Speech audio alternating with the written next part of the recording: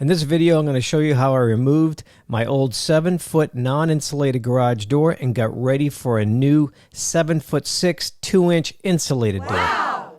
Okay, everybody, time for the next great adventure, and that is upgrading my garage door. Right now, that is a 7-foot door high. I'm going to upgrade that to a 7'6" door, which means it's going to be taller. And what I have to do to make that happen is remove this door myself, raise the header up, and that'll give me a 7'6" opening for a brand new door. I decided to go with a Wayne Dalton 2-inch insulated door, and I've hired Pioneer Garage Door to come out and do this for me. So right now I got a whole weekend worth of work here getting ready for them on Monday, so let's do it. To remove the electric motor, there's typically 2 bolts right above the garage door bolted into the framing, and then above the motor there's going to be 2 to 3 brackets that you need to unbolt. There's also going to be wiring that goes to the electric eye safety feature that needs to be disconnected as well. If you're going to attempt to do this yourself, I highly suggest you call someone who's qualified to do this to take the tension off these springs. These springs allow you to just lift up your door when you want to manually open it. Without these springs intact, this door weighs a ton. The springs are there to assist you with opening the door and help the motor open the door if you have a motor. And I don't have the tools to do that, so I called Pioneer Door, and they came out and no extra charge, and they took the tension off these springs. So now I can safely remove the whole assembly and take the old door off. Okay, so taking this garage door assembly apart is just a whole bunch of nuts and bolts that got to come off. You know, you can use a ratchet. I have a Milwaukee electric ratchet here. This is really cool. Works really good. So I'm going to get to it and go crazy with some screws.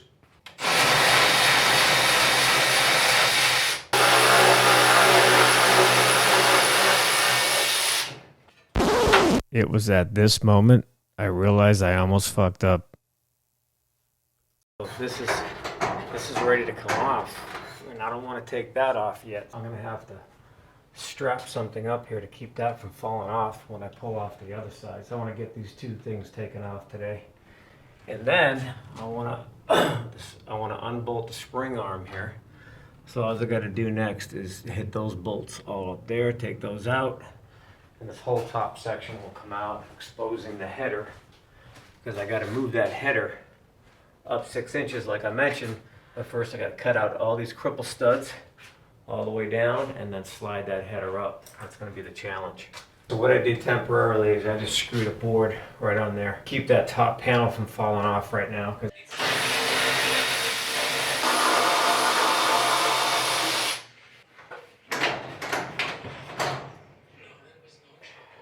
Okay, I just got all the bolts removed from the spring rod, so I'm now going to pull that off the wall.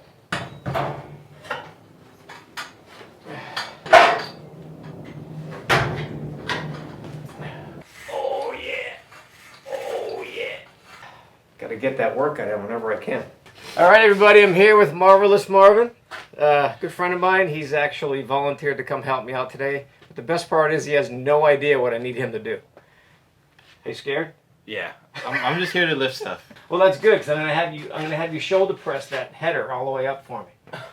But actually, the first thing we got to do is take this garage door completely down. Okay. I just need you to hold it so I don't drop it on my head, and then we'll take the door panel by panel off, and then we got to put a floor jack underneath the header and try to raise it up without fucking up the stucco. Okay. You ready? We're ready. Let's do it. Boom. All right, here we go. Marvy is helping me take off these door panels one by one, and I'm telling you, I'm really happy I had that electric ratchet from Milwaukee. That thing saved me so much time. If you don't have one of those, you might want to get one. I'll have a link in the description below. Taking this door apart reminds me of my old erector set when I was a kid. Lots of bolts, lots of nuts, and lots of time. So right after we get done these panels off, then all it's got to do is push that header up, and that's going to be the fun part. I'm going to use my floor jack and a 4x4 post to push that thing up.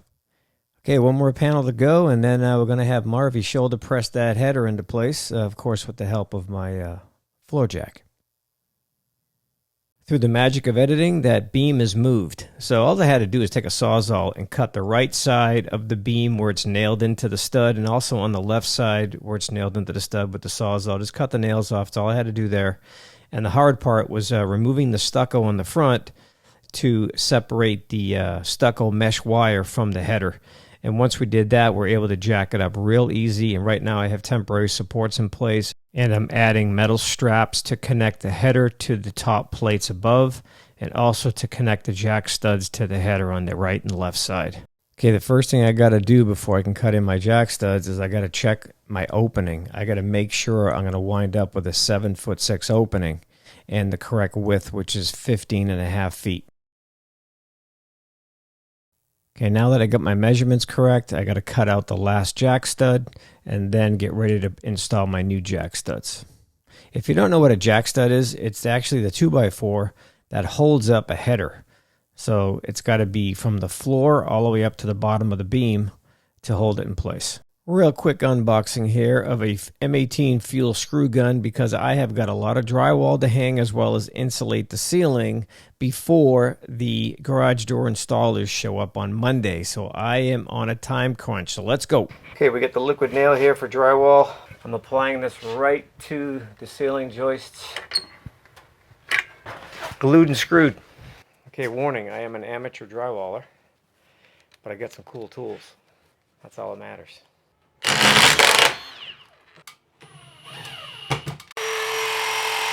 First thing I gotta do is cut the holes for the candle lights before you can put the ceiling drywall up.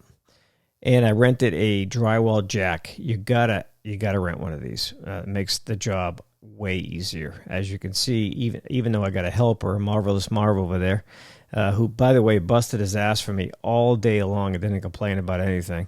Thanks again, Marv. I owe you.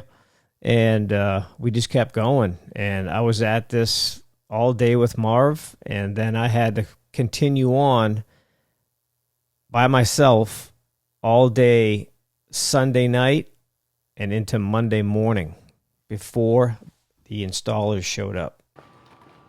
Okay, I literally just cut the last piece of drywall. Pioneer doors here, so down to the wire. Let's go. I got referred to Pioneer Door by my neighbor. I will give you a full review of their install at the end of the video. This two-man crew got right to work and wasted no time at all. Yeah, I would have figured that's the last thing you put in. No, all follows the contour of the header. Since you've got a straight header, I can do all this stuff up ahead. You hear that, everybody? I got a straight header.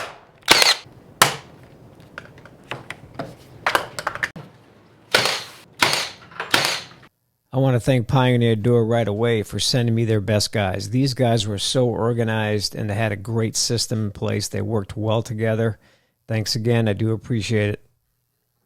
Check out the new door. This is the Wayne Dalton Model 8500 in the long panel white version, and it's a 2-inch insulated door.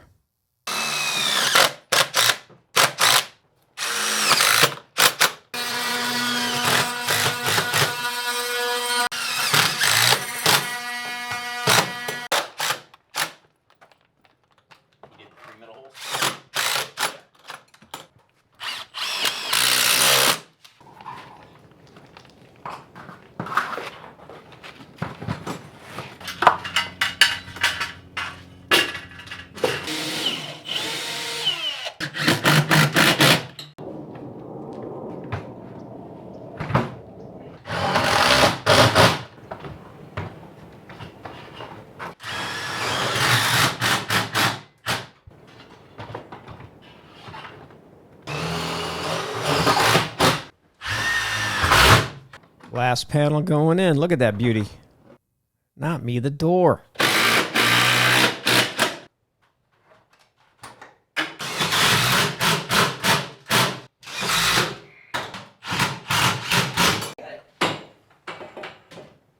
Sure looks like You got another inch. Yeah, we should be able to keep that. It's that bearing plate. There you go.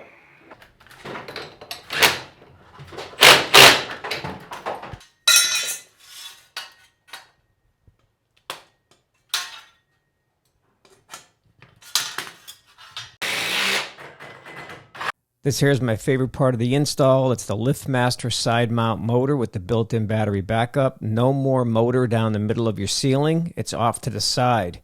This here is the model number 98022. Also included is a deadbolt lock.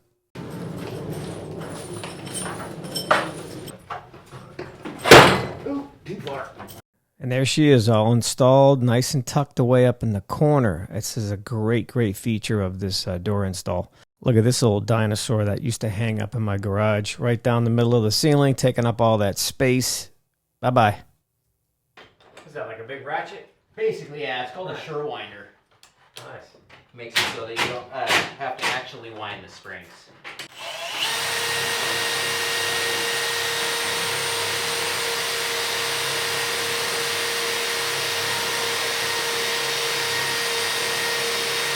Looks like they're finishing up now. He's just programming the motor and testing the door. And there we go. It is opening. That's always a good sign. I got to say, these guys made this look easy. It would have taken me a week to put this in. They did it 3 to 4 hours maybe. I also want to mention at work when I'm home inspecting, I check these doors all the time and these motors. I test them. I make sure everything's working. And I haven't seen one of these give me a problem yet. So I'm very familiar with this type of door with the side mount motor, and that's what gave me the idea of having this installed this way. So if you're thinking about doing a garage door, consider one of these, consider Pioneer door, consider the Wayne Dalton door. There are many different models and panels to choose from. All right, about every 6 months or so, you're going to want to service the door, and what that consists of is oiling the pivot points of the hinges, which would be here and here, and also your roller stems. And basically, with these, we just put a couple of drops on each side of the roller and make it work. Wait till it works its way in, and that'll go for all the hinges and rollers all the way across, all the way up and down the door, and all the way across the door. And then it's also a good idea while you have the oil out to go ahead and put a bead across the top of both springs up there. Oh, really? That'll just ensure that your door operates quietly and efficiently for a few years. And then I also do recommend having a technician out at least every 3 to 4 years, just so we can double check that no hinges are fatiguing, that the balance of the door is still correct. And it just ensures that you're not having as many issues throughout the years. Right. Right on, Nate. Appreciate the good work. You guys are very efficient. You got this done, and what time did you guys get here? I think we got here about 8:30, Yeah. somewhere around there, and it's just after 11. Yeah. Wow. Like I said, I literally just put that last piece of drywall on right there when you showed up. Yeah, I know. Where do I buy my lube at for the door? You can either buy, we use motor oil in a hair dye bottle, which seems to be the best applicator for, Motor oil. yes. That I have. But if you want, you can always go to Lowe's or Home Depot and pick up the garage door lubricant.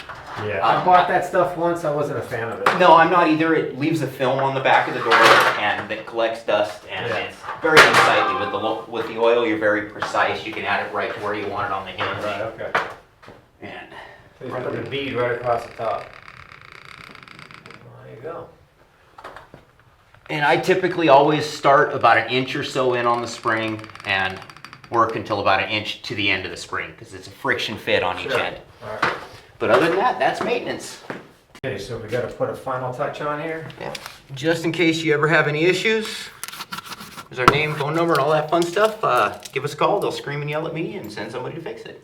One last thing is the manual disconnect. In case of a mechanical failure, you will come over here, pull the red cord, disconnect the deadbolt, and operate the door by hand. Never want to throw the door up. You always want to keep a hand on the door when you're opening it. Throwing it up can cause it to run into the back of the track, hit the stop bolts, and throw cables. Okay. Don't throw the door. And then to re-engage, just re-pull the cord and operate the door. And then hit the button. Going up. Told you to get quieter.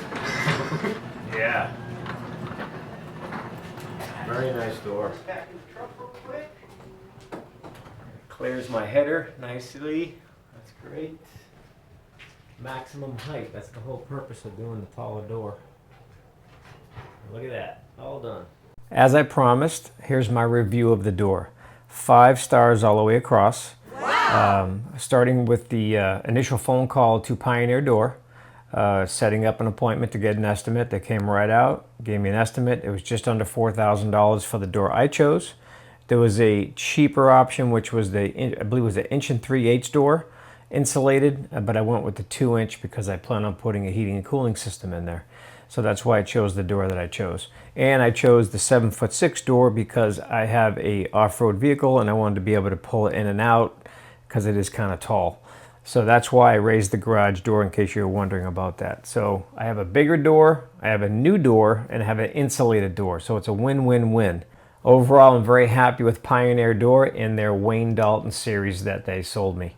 I hope you liked the video. Please like and subscribe, and yeah, keep watching. I'll have more to come.